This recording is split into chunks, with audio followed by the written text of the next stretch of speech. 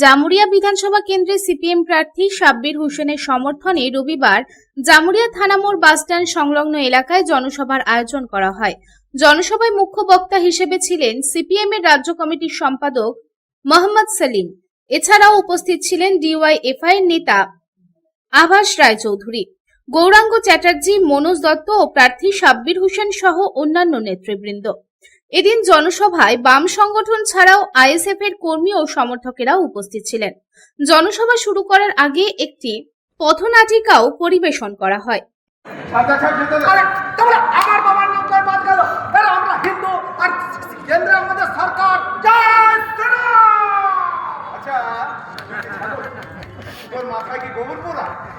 কোথায় কোথায় খালি জয় শ্রীরাম, আমার নিজের বাবার নামটা ভুলে যাওয়া জোগাড় হচ্ছে। সব যেতে দে। বলো কাকা। তুই জয় শ্রীরাম করতে করতে নিজের বাবার নামটাই ভুলে গেছিস। তোর বাবার নাম তো ঠিক বলতো। হ্যাঁ, ঠিক বলেছি, ঠিক আছে। বলো কাকা। তোর বাবার শুনলাম নাকি তোর বাবার শরীর থেকে রক্ত কমে যাচ্ছে। হ্যাঁ কাকা, ওই তুমি একেবারে রক্ত দিলে তারপর থেকে রক্ত জোগাড় করা যাচ্ছে না, বুঝলে? ওই বি নেগেটিভ গ্রুপ যাচ্ছে। এই দেখো কাকা, তোমাকেও বলে ফেলেছিলাম। তোর ধর্ম তোর, আমার ধর্ম আমার। আমাদের একটাই ধর্ম, ইনসানিয়াত, মানবতা। রাজনীতির সঙ্গে এটা ঘুরিয়ে ফেলতে রাজধর্ম দুটোই শেষ হয়ে যাবে। ধর্মান্ধ দেশের কখনো উন্নতি হতে পারে না। যাকে ওসব কথা শোন, তোর বাবার জন্য আমি রক্ত জোগাড় করে দেবো। ওই লাল মাটির ছেলেরা বিভিন্ন স্থানে রক্তদান শিবির করে বেড়াচ্ছে। এদিন মোহাম্মদ সেলিম তৃণমূল এবং বিজেপিকে কড়া সমালোচনা করে বলেন, এরা দেশকে ধর্মের নামে বিভাজন করছে। আপনারা বামপন্থী প্রার্থীদের জিটিয়ে বিধানসভায় পাঠান। বামপন্থীরা পারবে এই রাজ্যকে বাঁচাতে, এই জামুরিয়াকে বাঁচাতে। তিনি আরো জানান, আমাদের রাজ্যে কখনোই বিজেপি ছিল না। মমতা বন্দ্যোপাধ্যায়কে কন্ট্রাক্ট দেওয়া হয়েছিল। এখন এত দুর্নীতি, তোলাবাজি, ধস এগুলি ইচ্ছে করে তৃণমূল কংগ্রেস তৈরি করছে। আরএসএস এরকম রাজনীতি করতে চেয়েছিল। তৈরি করে বিজেপি তৃণমূল একসঙ্গে গিয়েছিল আজ থেকে 25 বছর আগে। মমতা ব্যানার্জি আদবানি বাজপেয়ীর সঙ্গে কেন্দ্রীয় মন্ত্রী হয়েছিলেন। আমাদের রাজ্যে বিজেপি ছিল না। হিন্দু মহাসভা থেকে, শ্যামাপ্রসাদ মুখার্জি থেকে আরএসএস জনসন তখন এই বাংলার মাটিতে পা রাখতে পারেনি।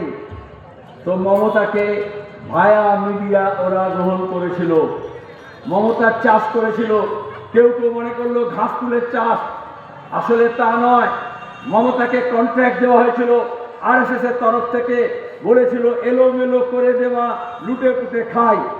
আজকে যে আমাদের এখানে আইন শৃঙ্খলার সমস্যা দেখছেন, এত ধর্ষণ, এত খুন, এত তোলাবাজি, এত ঘুষ, এত দুর্নীতি, এইটা ইচ্ছে করে তৃণমূল কংগ্রেস তৈরি করে মমতাকে দুর্গা সাজিয়ে আরএসএস এরকম রাজনীতি করতে চেয়েছিল।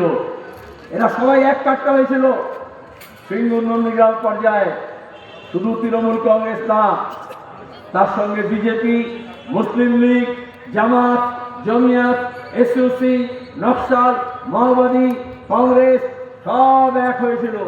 সব শেয়ারেরা একরা হয়েছিল, লাল হটাও দেশ বাঁচাও। জামুরিয়া থেকে তারকনাথ মণ্ডলের রিপোর্ট, পাবলিক টাইমস। রানীগঞ্জে নিজের স্বপ্নের বাড়ি খুঁজছেন? তাহলে চলে আসুন biggest housing project Kamaladham housing complex. এখানে আছে মোট 250টিরও বেশি ফ্ল্যাট। 200টি ফ্ল্যাটে অলরেডি ফ্যামিলি বসবাস করছে। বাকি ফ্ল্যাটগুলি রেডি টু মুভ। 1, 2, 3 বিএইচকে যা চান তাই পাবেন।